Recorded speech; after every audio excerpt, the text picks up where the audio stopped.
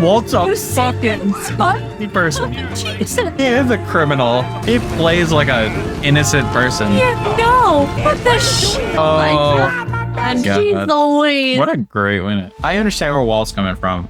This is an off episode. We see Jesse and Walt together once. Jesse to give his money. Jesse didn't have to do that either. Jesse could have totally been like, yeah, we didn't make anything. Or I don't think Walt would have ever gone back to reconnect. Jesse's not only just about drugs. But there's a lot he more. He has a deep personality. Yeah, he has like a past Yep. and like a family and like all sorts of like he's good at drawing and he went back.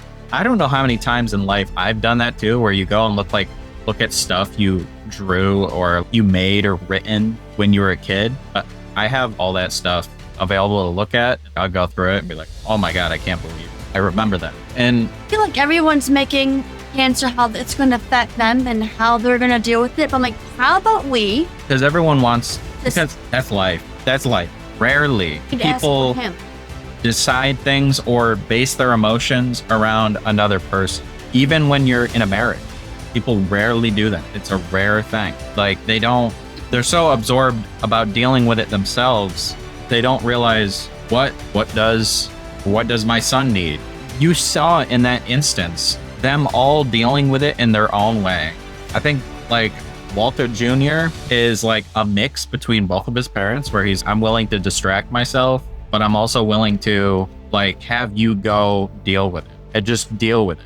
Either live or die, give up and that's a powerful thing for his son to say to him. It's not wrong. His son isn't incorrect for thinking that. It's just he's saying it. I don't know what his son's like difficulty is, like his CP. Could be wrong. cerebral palsy, but his son's being honest with him. Yes. You can't ask for a more honorable thing for a son to do in the face of that, to be honest with you. His son could beat around the bush and be like, it's going to be okay, Dad. It's going to be okay, Dad. And not be honest about what he thinks. So, I'd rather honesty than sugarcoated. and there's if you're going to give up, then die. And that's a spark that someone needs to do something. And Walt doesn't want to give up. But he's also torn between the mistakes he's already made, killing a person. And so I think somewhere in him, he just wants to give up because my life is irredeemable at this point. But that's a double-edged sword because as writing a character, it's obvious the direction of that choice. So either he gives up and he submits to the fact that he's a flawed person who's irredeemable, or he says, basically, I'm going to lean into this. I'm going to lean into a flawed person. He's going to become the flawed person. So I can see it. The redemption isn't coming. I think he sees redemption in death. He wants to leave his family with something, and he's just hopeless that it's going to matter in the end.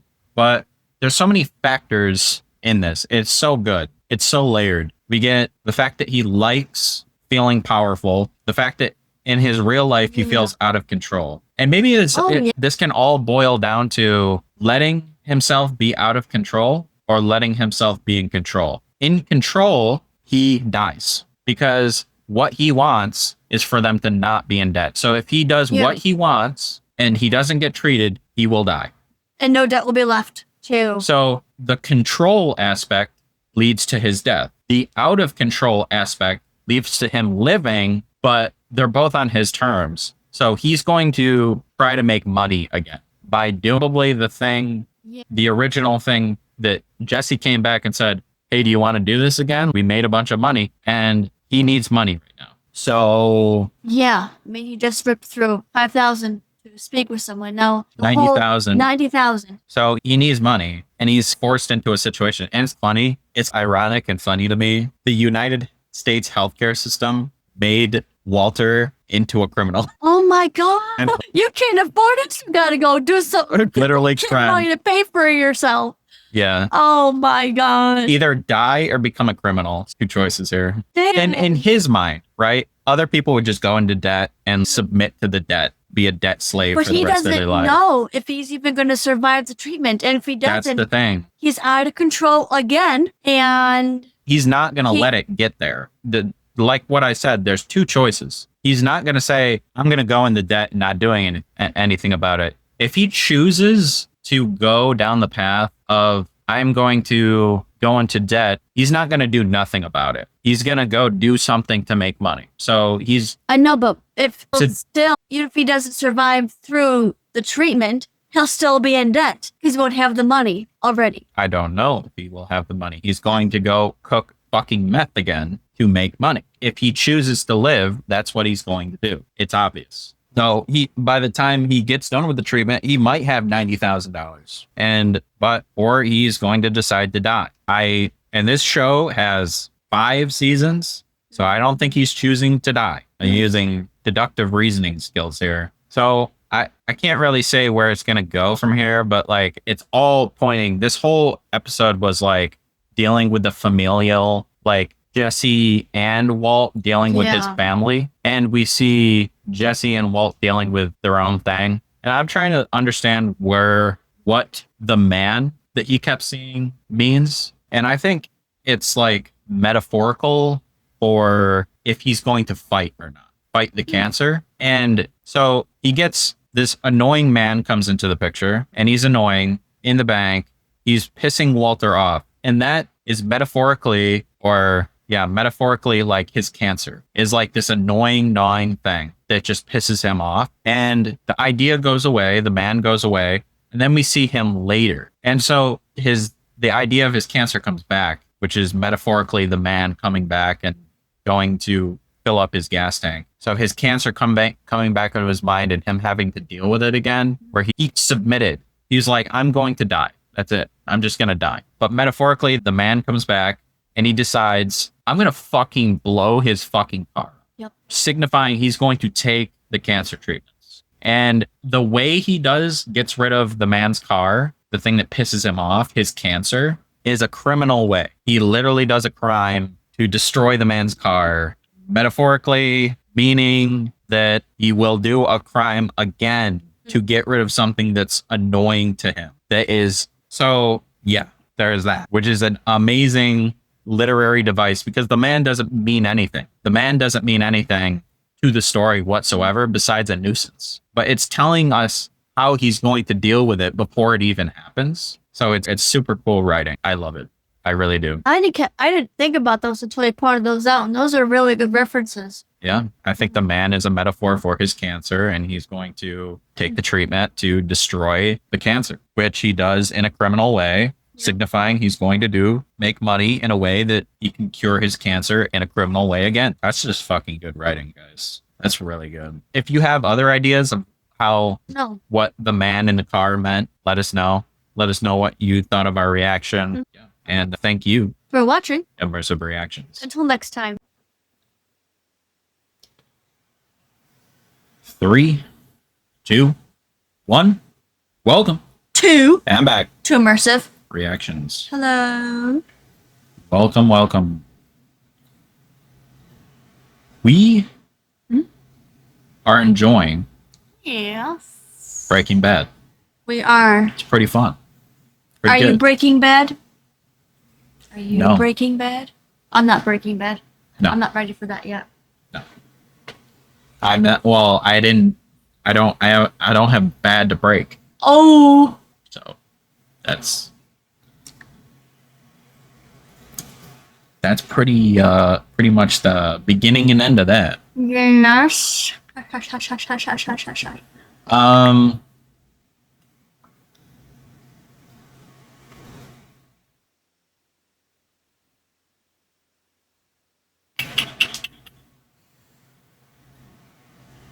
Do I turn off the No, just wait until we start. I can remove noise from our audio chip. Oh, okay. Last episode was quite nice. I enjoyed how they were talking about or our references we were making towards the man, how he was going to tackle his cancer. He has 2 choices.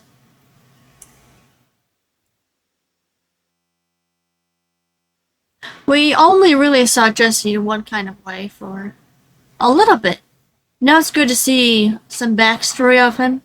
Yeah. Another side of Jesse. That's nice. Yeah. I agree. We both got family episode last time, just dealing with each other's families. Jesse.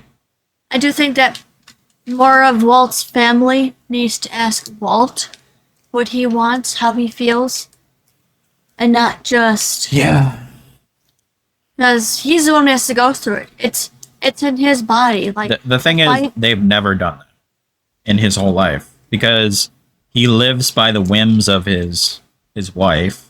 Yeah, I can tell that.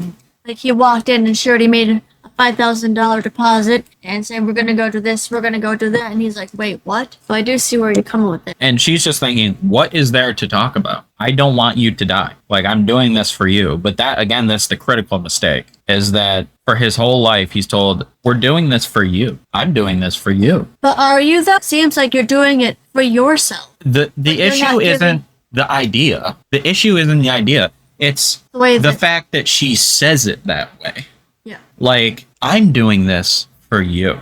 Like, you have no choice. I know what's best for you. That is the issue. That's the beginning and end. Just have a discussion about what's best for him. Well, what do you mean? You can put your point in, but the thing is, she's taking his choice away. Yes.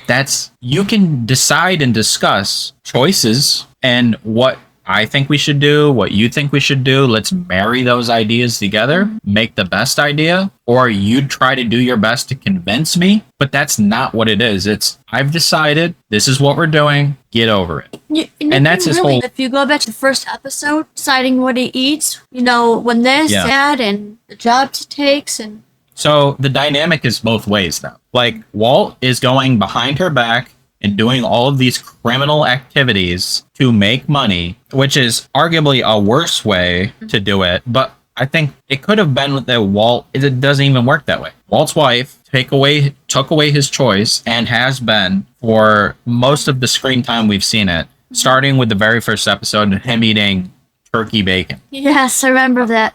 It's healthy for you. I'm doing it for you. Yes. And she wants to provide and take care for Walt as if Walt is her child. That's her husband. Like, a husband's not a child. And so maybe some are, and so when you take away choice, he doesn't trust you to give you information that he needs to tell you. And that's why it took a month for him to tell them about his cancer. Yeah. Because he doesn't trust you with the information. And that says a lot. Like the fact that you can't trust your own wife to keep that between to so many And it's not layers. about trusting his wife completely. It's about making decisions for him. As a marriage. We decide together. Unless someone tells you specifically, that's your job, I don't want anything to do with it, and we both agree on that, like, you take care of the finances, like, that's your job. Yeah. That's different than saying, and the thing is, she's pregnant too. So I understand, like, this is not a great situation to be in, and Walt's making rash decisions about his family, but honestly, what else could he do to stay with his principles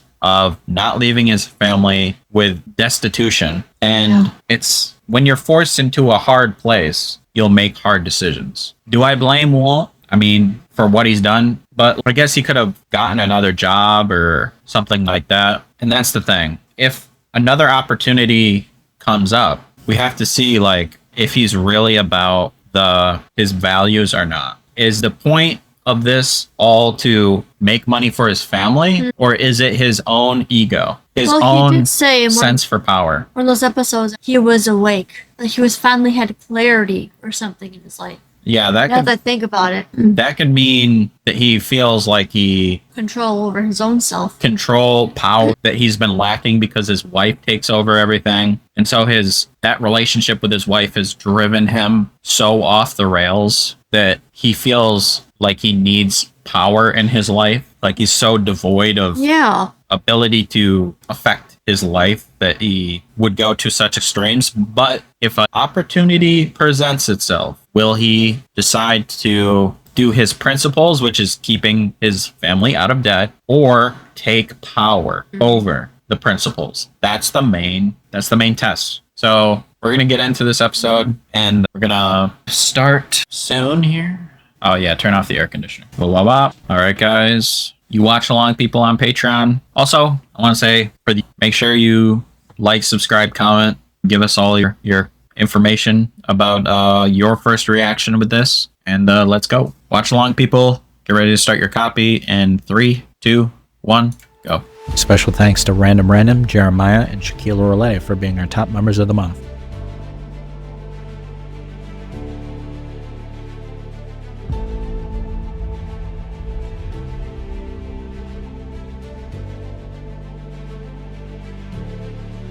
Thanks for watching. Check out our breakdown video for more insights. And do not forget to like and subscribe for more reactions. For full, uncut content, join us on Patreon. We hope to see you in the next one.